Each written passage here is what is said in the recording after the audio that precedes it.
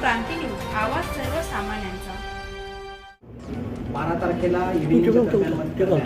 ही बाहुली डॅम परिसरामध्ये इगतपुरी पोलीस स्टेशनच्या हद्दीमध्ये जी घटना घडलेली होती, ज्या घटनेमध्ये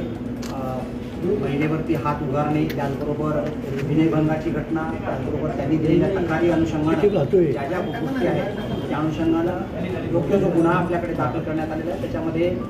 त्यांची मोबाईल असेल त्याच्या अनुषंगानं, त्याचबरोबर इतर त्यांची गाडीची जी काच आहे त्या गाडीच्या काच वेगवेगळ्या ठिकाणी अशा प्रकारचे स्टिक्स मारून फोडणे, त्याचबरोबर दगड मारून फोडणे, त्यांच्यावरती हमला करणे, अशा अनुषंगानं आपण जे आहे ते अटेम्प्ट टू मर्डर, त्याचबरोबर इतर डेकॉयटी, अशा प्रकारची वेगवेगळी जी गंभीर कलम आहेत अशा प्रकारची सगळी गंभीर कलम या ठिकाणी आपण लावून गुन्हा दाखल करण्यात आलेला आहे। या अनुषंगानं याच्यामध्ये आतापर्यंत एकंदरीत 9 आरोपी जे आहेत ते 9 आरोपींना पूर्णपणे ताब्यात घेण्यात आलेला आहे आणि त्याच्यावरती कारवाई सुरू आहे। हे जे एकंदरीत आरोपी आहेत ते आरोपी त्या परिसरामध्ये आहेत आणि हे सगळे जे आरोपी होते हे आरोपी वेगवेगळ्या इगतपुरी भागामध्ये, त्याचबरोबर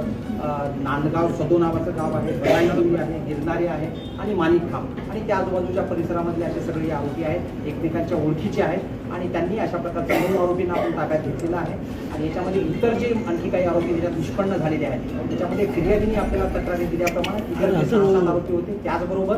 त्यामध्ये इतर काही इन्व्हॉल्ड आहेत जे असोसिएट आहेत क्राईमला करणारे, त्याचबरोबर यांच्याशी गाडी देणारे, काही मदत करणारे, अशा प्रकारच्या सगळ्या आरोपींना आपण याच्यामध्ये इन्व्हॉल्व करून त्या गुन्ह्यामध्ये आपण त्यांना निष्पन्न केलेलं आहे। त्याचबरोबर व्हिडिओद्वारे सुद्धा आपण निष्पन्न केले। यातल्या काही आरोपींची गुन्हेगारी पार्श्वभूमी आहे असं कळत आहे, नेमकी काय पार्श्वभूमी आहे यातल्या काही आरोपी? त्याच्यामधला एक जो आरोपी आहे तो आरोपी याच्यामधला भुईर नावाचा एक आरोपी आहे, त्या आरोपीला पूर्वीचा एक त्याच्यावरती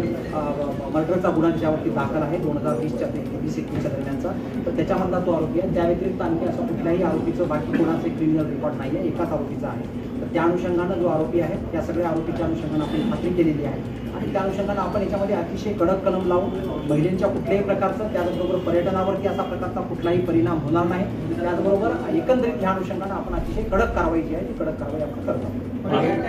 एकदम बरोबर आहे की आपण जर कंप्लेंटची आपण जर बोललो तर तेव्हा त्यांनी सुद्धा त्या ठिकाणी लोकल पोलीस स्टेशनला त्या ठिकाणी पहिल्यांदा ज्या ठिकाणी आपण चौकी आहे, त्याचबरोबर आपला बंदोबस्त पॉईंट आहे, ज्या ठिकाणी एक्झॅक्ट धबधबाणी आहे, अशा प्रकारचा आपला वेगवेगळ्या परिसरामध्ये आपण अशा प्रकारचा बंदोबस्त लावतो। त्या दिवशी पण पोलीस होते, त्या दिवशी पण पोलिसांना भेटले, पण पहिल्यांदा वादावादीचं ठिकाण त्या ठिकाणी झालं होतं आणि नंतरचं जे पर्यावरण आहे 7 ते 8 किलोमीटर पुढे गेल्यानंतर ज्या ठिकाणी रस्ता आहे त्या ठिकाणी तो ॲक्च्युली या ठिकाणी भांडणाला जी काच फोडणे आणि गाडीवरती हमला करणे आणि त्यांच्यावरती हमला करणे हा जो प्रकार आहे 7-8 किलोमीटर पुढचा आहे, त्याच्यामुळे जो आहे तो त्यामुळे नंतर मग त्याच्यामध्ये तशा प्रकारची क्रिया झाली। पण आपण म्हटल्याप्रमाणे बंदोबस्त जो आहे तो आपण अशा प्रकारचा पर्यटनाच्या ठिकाणचा बंदोबस्त जो आहे तो नेहमी आपण त्या ठिकाणी लावतो। अशाच नवनवीन बातम्या पाहण्यासाठी आमच्या महाराष्ट्र क्रांती न्यूज या YouTube चॅनलला लाईक करा, सबस्क्राईब करा आणि बेल आयकॉनला प्रेस करा।